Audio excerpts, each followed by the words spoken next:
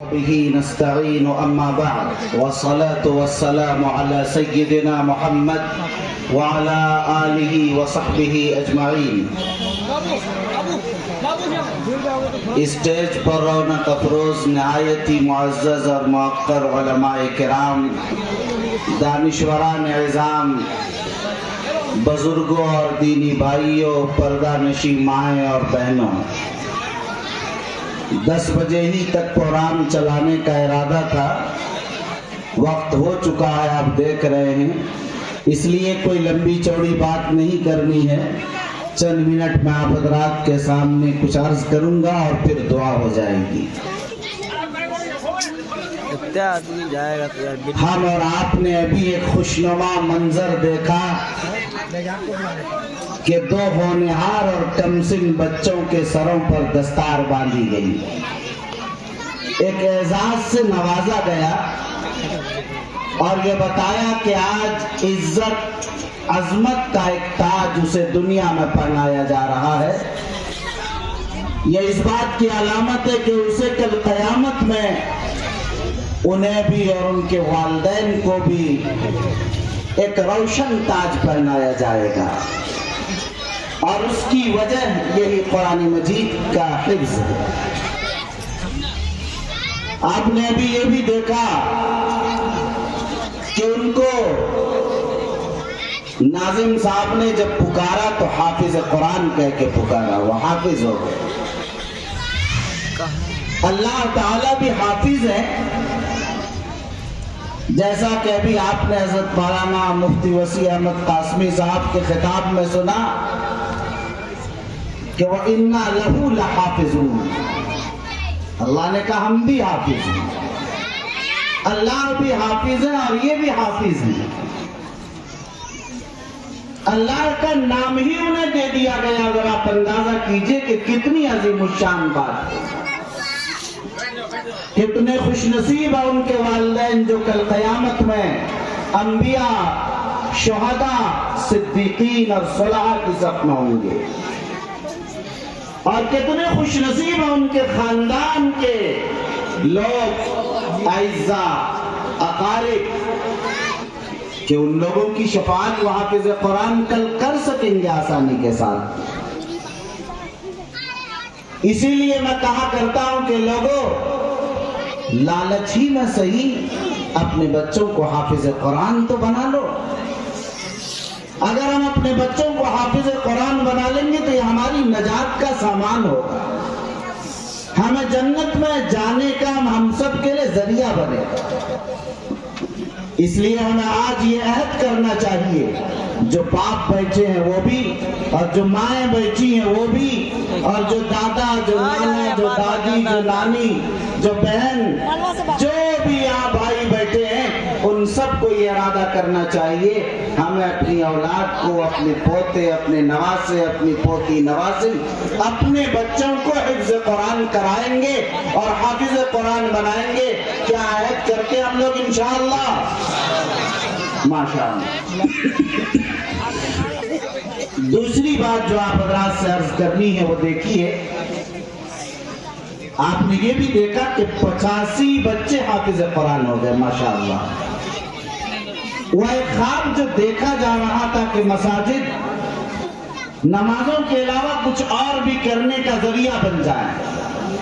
میں مبارکباد پیش کرتا ہوں شاہی سنگی مسجد کے تمام ذمہ داران اور اس کے تمام مخلصین و معاونین کو، اور خاص طور پر حضرت مولانا گوہر امام قاسمی صاحب کو، کہ ان حضرات نے مل کر معہد القرآن الکریم کے ذریعہ، الگ سے کوئی عمارت نہیں، کوئی بلڈنگ نہیں، کوئی نظام نہیں، اسی کے اندر ایک ایسا نظام شروع کیا. اتنی بڑی تعداد میں آج حافظ قرآن پیدا ہو رہے ہیں ماشاءاللہ. ہمیں چاہیے کہ ہم اپنی مساجد کو اسی طرح کارآمد بنائیں. اور اللہ کا فضل ہے کہ پھلواری شریف سے خاص طور پر یہ نظام چلا.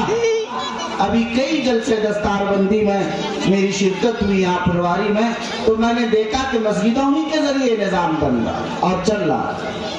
اللہ تعالیٰ اس میں اضافہ بھی فرمائے، بڑی خوشی کی بات ہے. تیسری اور آخری بات جو آپ حضرات سے عرض کرنی ہے وہ یہ ہے کہ دیکھیے ہم اور آپ صاحب ایمان ہیں، ہماری اور آپ کی ذمہ داری ہے کہ ہم اپنی اولاد کی تعلیم اور تربیت کا انتظام کریں۔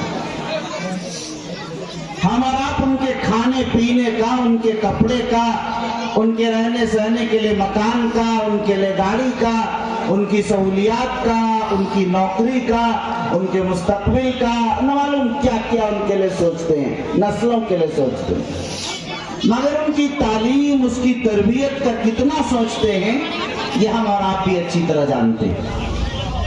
بنیادی ذمہ داری ہماری ہے ہم اپنی اولاد کو دین کی تعلیم سے آراستہ کریں، ورنہ ہوتا وہ ہے جو میری آنکھوں نے خود دیکھا۔ امرتسر میں، ہریانہ پنجاب سے آگے کا دورہ تھا، امرتسر پنجاب میں ہے۔ جب وہاں میرا آج سے 10-12-15 سال پہلے جانا ہوا تو ایک صاحب مسجد کے امام صاحب کو لے کر آئے اور مجھ سے کہنے لگے کہ حضرت یہ ہماری مسجد کے امام صاحب ہیں، آپ دیوبند سے آئے ہیں، ذرا سمجھا دیجئے شاید آپ کی بات مان لیں۔